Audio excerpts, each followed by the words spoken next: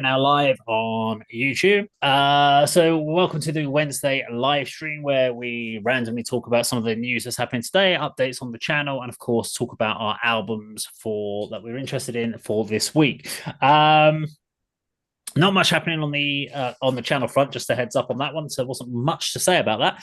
A couple more new radio show hosts for January have signed up, so that's great. And we are looking at having new shows or moving the ADK channel to be, rather than it being the three of us putting out a video every day about whatever, it's going to be going to more of a making it more like the ADK channel rather than it being the ADK YouTube show for us. So different entities putting out content on our channel. So we'd have a whole load of different, like Thrasher and the guys at the 6 Bar are going to do a weekly show, which is going to be interviews and also an acoustic set as well from the venue. And that's going to be a 1 hour show that they're going to put out. And so it's going to be great. It's going to be great. We're going to have a lot of new content coming through. So we'll still be doing our content, but you won't have us 7 days a week putting out a review of a video or something like that. There'll be other people putting out content as well on this channel. So something to look forward to next year. Whether that'll be in by January, I'm not sure. That might be something by February, just because of the radio station launch. It's just quite a lot to deal with. So yeah, lots to do there. We've got a few, we haven't got any local stories. What I am going to say, album reviews. I said last week I would go and review all the albums from last week because I thought, so I have, and I did, and I went and listened to every freaking album from last week. What did you find that you liked? Three of them you must have liked. Okay. So Mesmerizer, and they've got an album called Whispers of Leviathan. Who's the band? They're called Mesmerizer. Okay. And they are basically Primus meets Marilyn Manson. Cool. Industrial funk metal? Meets Tool. With prog metal elements? A lot of prog. It's basically art metal that understands simple riffs, weighty riffs, but also likes to throw in a crap load of jazz elements. It was just really odd. It was my type of music. You would absolutely love Mesmerizer. Not Now Norman, who are going to be performing at Breakfast on, I think, the same day as us. They've got the Go Hard or Go Home. They did a cover of Britney Spears' Toxic, which was quite fun and cool. Very much like 80s rock, like Gun, Skid Row, that sort of thing. So I enjoyed that. So looking forward to seeing them live. Pestilence Hex, which was an album called Sorceries of Sanguine and Shadow, which is blackened death metal. I thought that was quite impressive. And there was quite a lot of black metal last week. Some quite... I thought that was quite interesting. There's two others that sort of stood out for me that were good. Gorgon, and For Those Who Stay, which is black metal that leans into symphonic and epic elements of death and even a bit of thrash in there as well. Is Gorgon an American death metal band? But they felt more black metal to me in this particular album. So there was a bit there, but Gorgon were worth to have a look. The Gates of Slumber, and they're self-titled. They are doom metal, sludgy mix, but really interesting with their clean vocals. Rather than being aggressive in their doom metal, they were very kind of clean, almost evil, trying to be like I'm an evil sorcerer trying to tell these stories. So I thought they were quite interesting. I thought that would be one for Andy. And was there any other one? Sarg. And they're more of Nothing EP, which is doom groove metal with some classic rock vocals. It sounds like early Sabbath. So it sounded like Ozzy from like the first couple of albums. So they were pretty cool. The rest of them, there was some classic new wave of British heavy metal in there. And the one I want to talk, there was one I did want to mention, which was Sweet, who did a re-release of Isolation Boulevard, which came out in 2020. So obviously they released it during COVID, and because of that, it kind of didn't go anywhere. And they really re-released it. And I was like, oh, okay, so this is a new album from Sweet. It's not. It's just classic Sweet songs that they re-recorded for 2020. And now they've re-released it again in 2024. I'm like, are you fucking kidding me? You know, like in Ballroom Blitz, it goes, are you ready? Yeah. Can you do it? All right. It does that. They calls off each member of the band. Great when you're in your 20s and it's at the time that you're in the 1970. When you're a 70-year-old bloke going, Are you ready, Fred? Yeah. It's like, no, it doesn't work as well. So that was a bit of a shit show, in my opinion. But yeah, I could tell you about all the others I went and checked out, but that was a fucking long time it took me. This week and this week's ones, I have gone and listened to all the singles from all this week's releases as well. We'll come to that at the end then. Okay. But we're not going to talk about that. We'll talk about news. Ange, do you want to kick off your first news story for the week? Yeah, sort of before we went live, me and Kirk was just saying about the news stories. They're a bit dark and depressing, but we'll share the ones that I brought up. So yeah, Kirk, jump in and we'll exchange. But Sadus, who are veterans of the sort of Florida thrash metal scene, death metal scene, Kirk, aren't they? Definitely. Yeah, their drummer, guy called John Allen, has videos have emerged of him being sort of physically abusive to his partner, who's recently recovered from a kidney transplant. So that that's not very nice to come to light. So what will happen to that band, I'm not sure. I got the story from Loudwire, and they actually approached Nuclear Blast, who released their 2023 album. And the only response they got was, "We no longer work with Sadus." So they're sort of distancing themselves from the band. But yes, you don't like reading things like this. Any other details or anything you want to add to that, Kirk? Yeah, you're right. It is quite dark and depressing, and I don't think they were fired from Nuclear Blast. That's just coincidental. Okay. It doesn't look like, and you didn't say that either, but I can see no evidence that Nuclear Blast have released them from their contract because of this. Yeah. Johnny, it reminds me of the That's ex-Manchester. how I interpret it anyway. Yeah, they're not making a statement because they're no longer associated with the band. But I didn't think they'd sort of severed ties at this moment. It's just sort of, as you say, they released the last album, and that was it. Yeah, they could just be on a contract where they extend it for every album, and it's up for extension, and probably won't be now. It reminds me of ex-Manchester United footballer Mason Greenwood, who faced some really severe. You must know about this, Mason Greenwood. Yeah, we're ADK rock and metal. We're not talking about it football. Reminds me of that, but she's called Brandy Mae Collins. His partner. She claims that Alan is an addict who drinks until he's in a blackout condition. And she's tried reaching out to Sadus guitarist vocalist Darren Travis, asking him for help to get Alan into a rehabilitation program. Yeah, and in the same message, apparently she sent Travis images of what appeared to be signs of physical abuse on her body. So doesn't look good, that, does it? Especially when that evidence is released into the unforgiving court of public opinion, otherwise known as the Supreme Court of Internet Judgment. And then, the next one, Jeff Becerra from Possessed, he's had to respond to claims by a teenage fan, 16-year-old, which I may point out is actually legal in the UK. Doesn't make it any better. She had been speaking to him online, and apparently there's a recording. Well, it's not apparent. This is a fact. There is an audio recording where he said, "If I was your age, we'd have had pretty little Mexican babies." But what's interesting is she admits that she had a crush on him and asked if he'd have dated her in the 1980s. So she went on this podcast and then ends with this statement: "I just want to get the word out there and just let people know that pedos do not belong in the metal community whatsoever." I mean, we're talking about a man in a wheelchair here.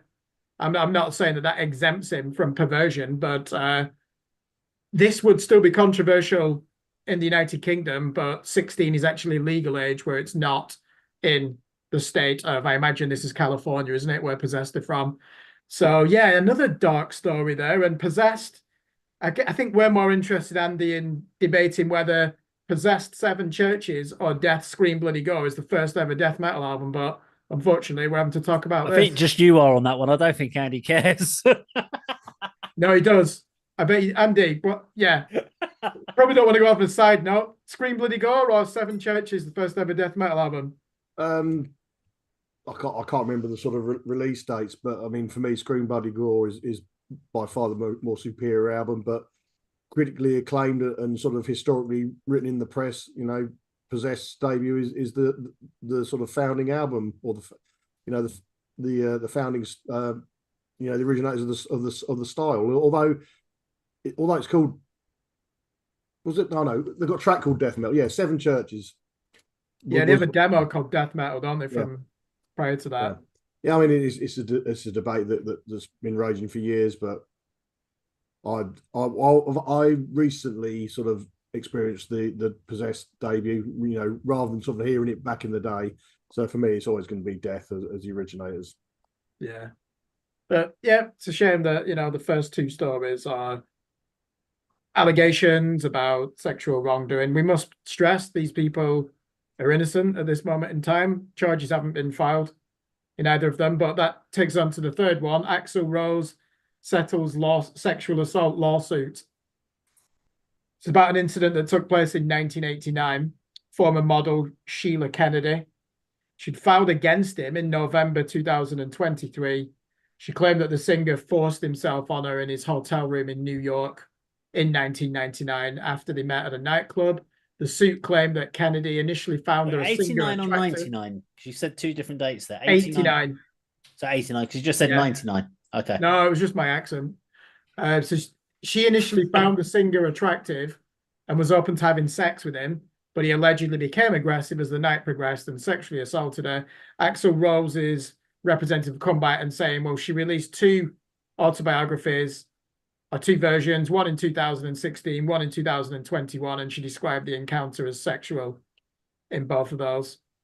And if it's been settled out of court, that's the end of it now. I mean, was there any reason why it's never been brought up before that? Because it seems like it's a very long time, from 1989 to 30 odd years before she actually then raises it as an assault case.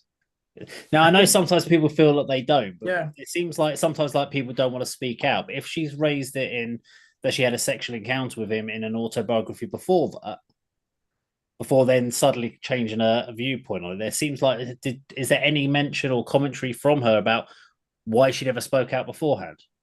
I mean, the cynic would say whatever the statute of limitations are for this to be charged as a crime. I think that might have an impact on it.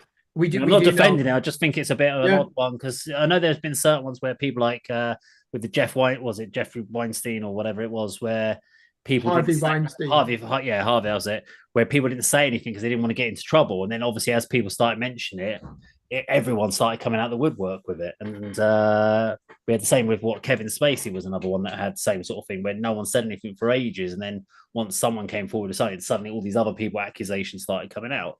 I was wondering if it was something like that. No, it doesn't seem to have created an avalanche or any more claims. But we do know, if you look at statistics, certainly in the Western world, people who are sexually assaulted or abused often do not report it for years, certainly if it happens in childhood. So that's something that is just, we know that it's a traumatic event. And if you want to survive as a human being, you've got to bury that trauma sometimes, haven't you? And then it'll reemerge decades later. But yeah, this is he's settled it out of court on this one. So first three stories.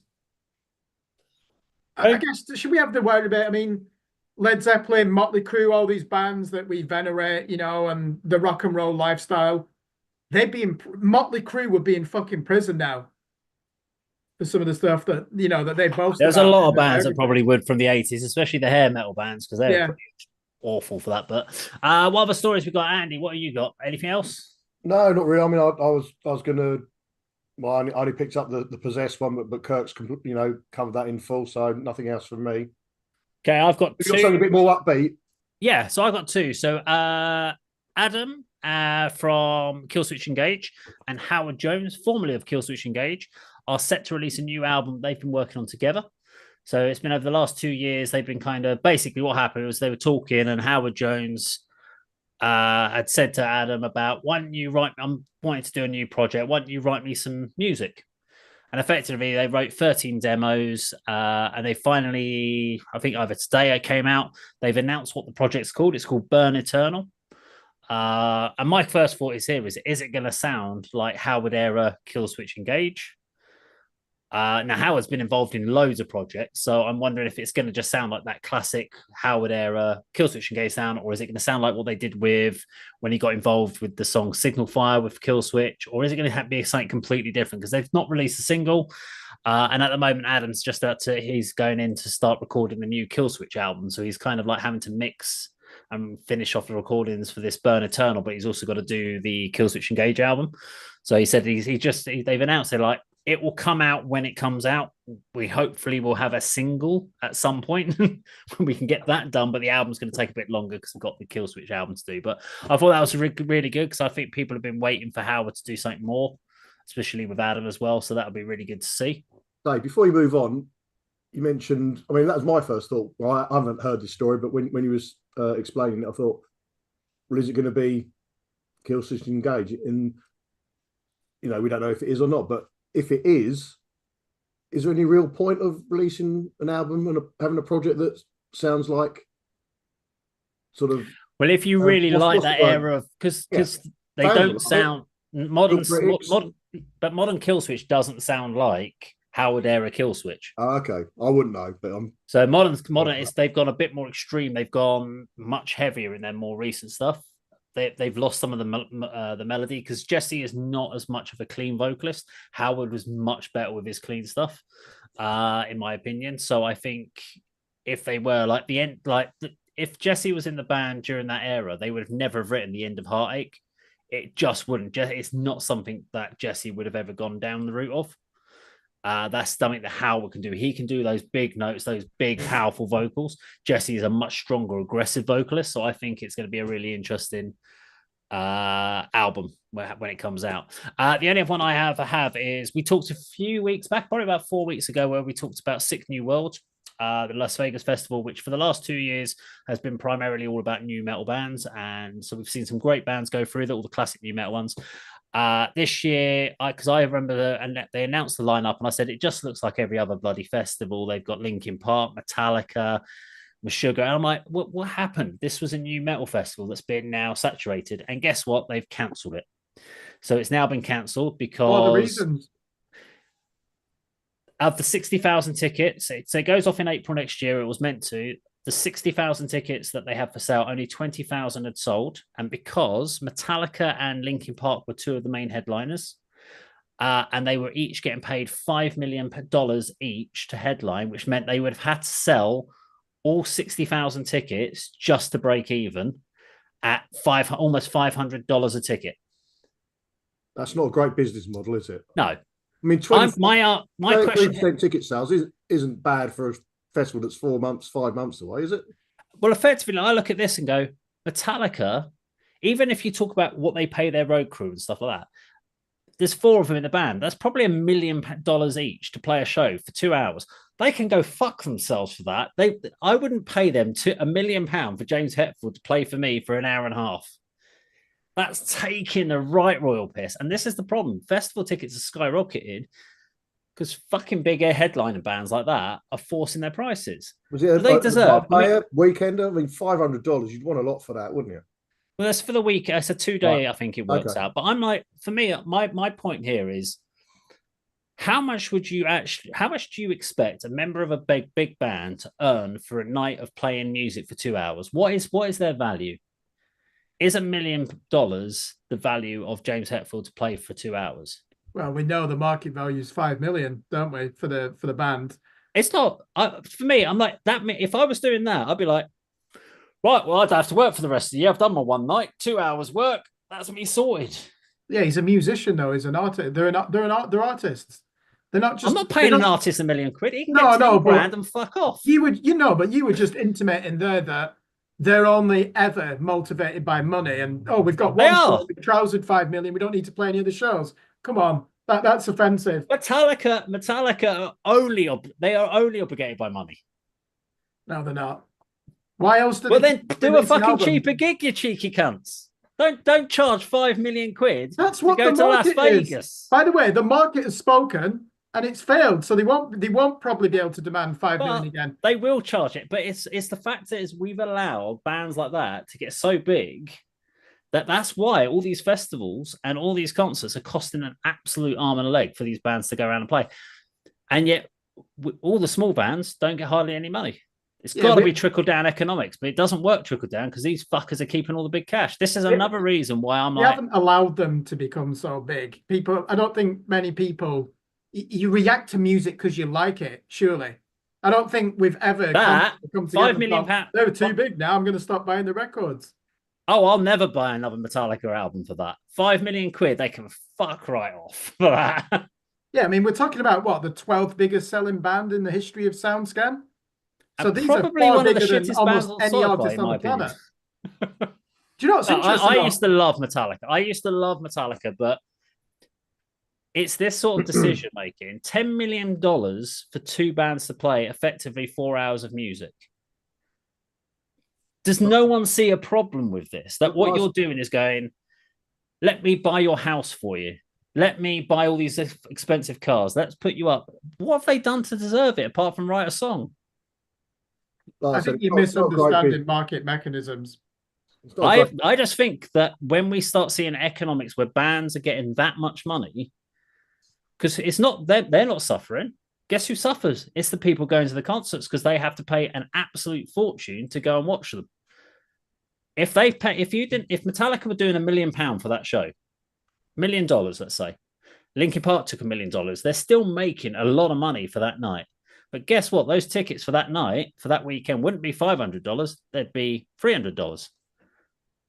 Surely that makes a lot more sense for a fan. So why should we defend bands getting that much money when it's not? It's you that's paying for it. You're paying silly money to go and watch a band that they're demanding that price. Andy, what's your thoughts on this? Well, I was just trying to jump in with if you're working with numbers whereby just to sell out your festival just to break even, I mean that's not a great way of running a festival. But I totally agree with you, Dave. Bring everything down, and everyone's a winner, aren't they?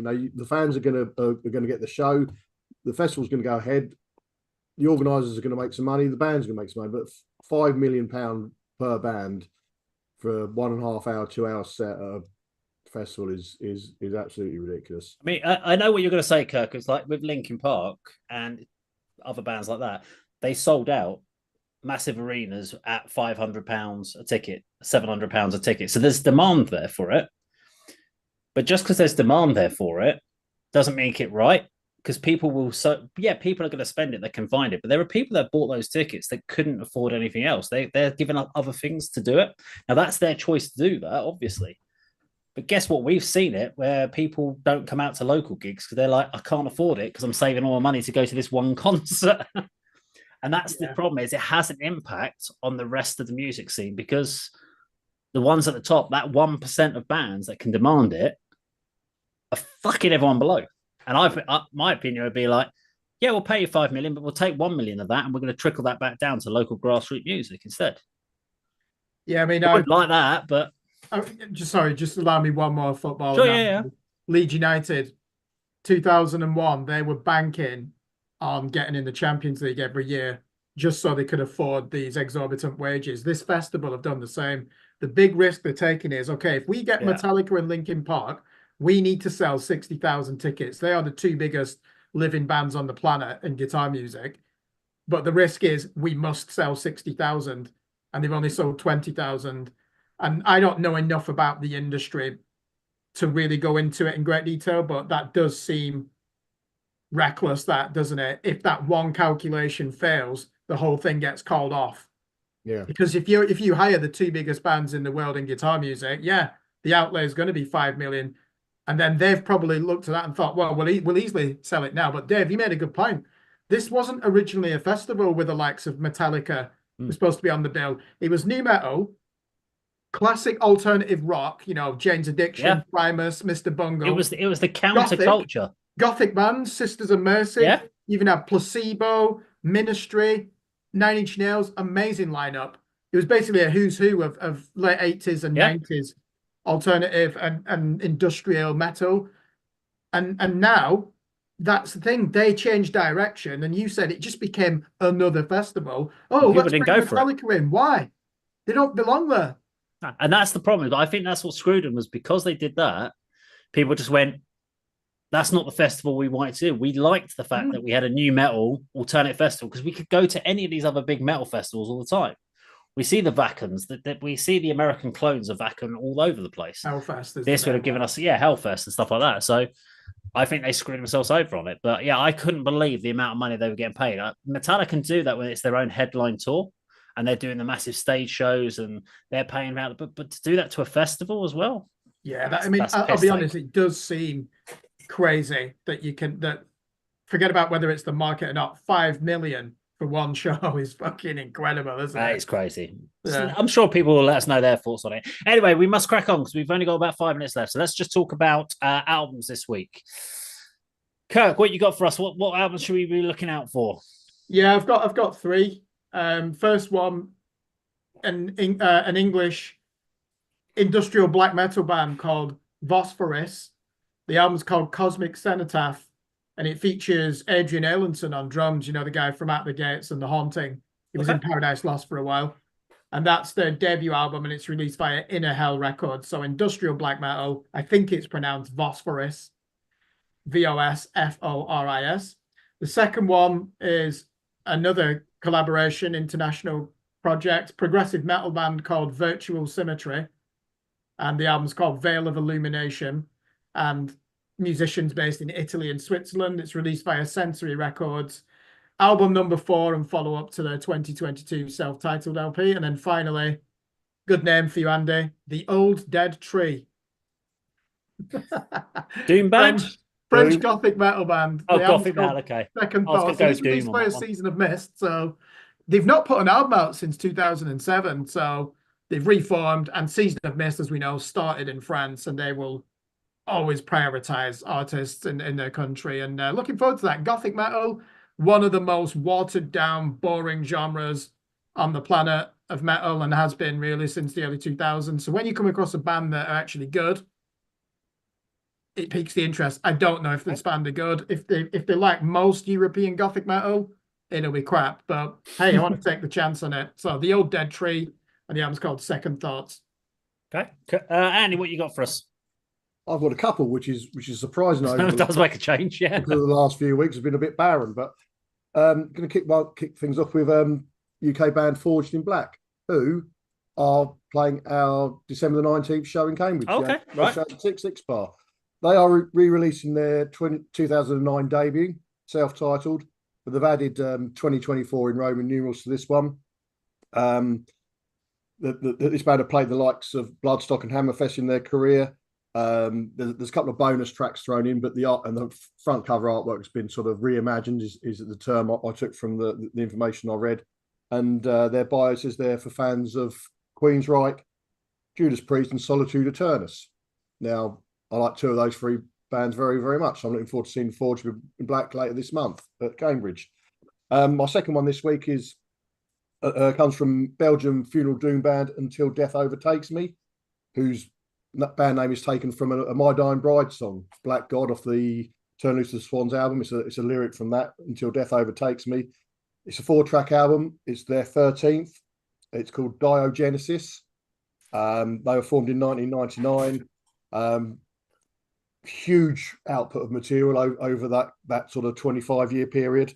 And they are, for fans of Mistress of the Dead, which is one of my favourite funeral doom projects, Pantheist, and Monolith, who I think I put forward as one of my new upcoming albums a few weeks ago, French doom metal band Monolith. So, yeah, be looking forward to both of those. Okay.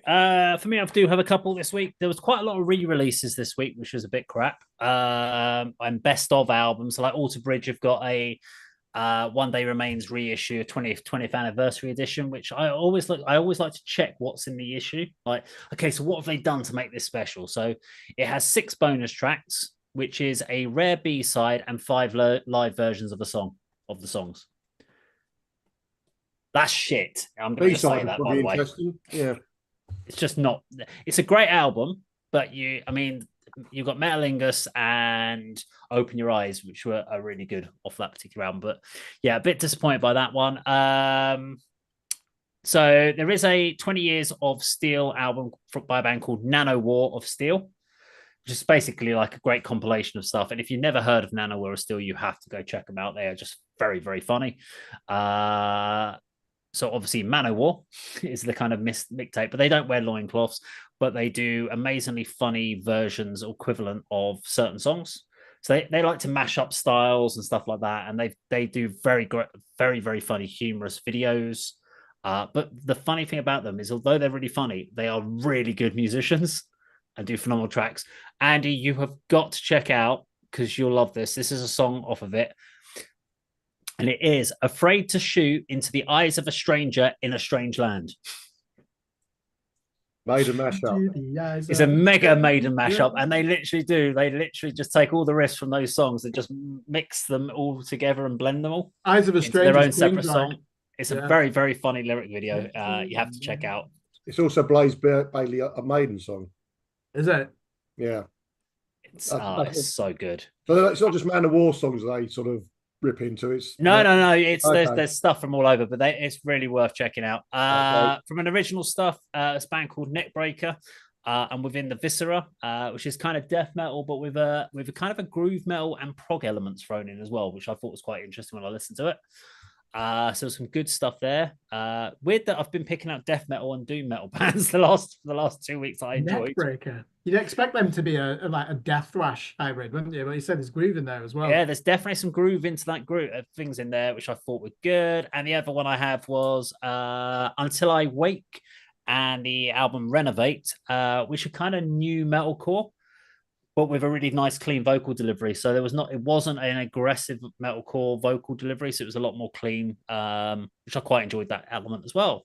And the rest of it was, there was some good tracks, but nothing that really else stood out for me for this week. There we go. We're pretty much on time today, 7:30. So there you go. If you enjoyed our live stream, please do make sure you turn up next week at 7 o'clock, because it does help. Otherwise, thank you for watching the catch up, and we'll see you later. Let me how do I turn this off? I can't remember. I've got to press a button, haven't I? It's here somewhere. Bye. Bye-bye. Got any more insults for our viewers? No, fuck them. Make sure you turn up. Turn up, you bastards.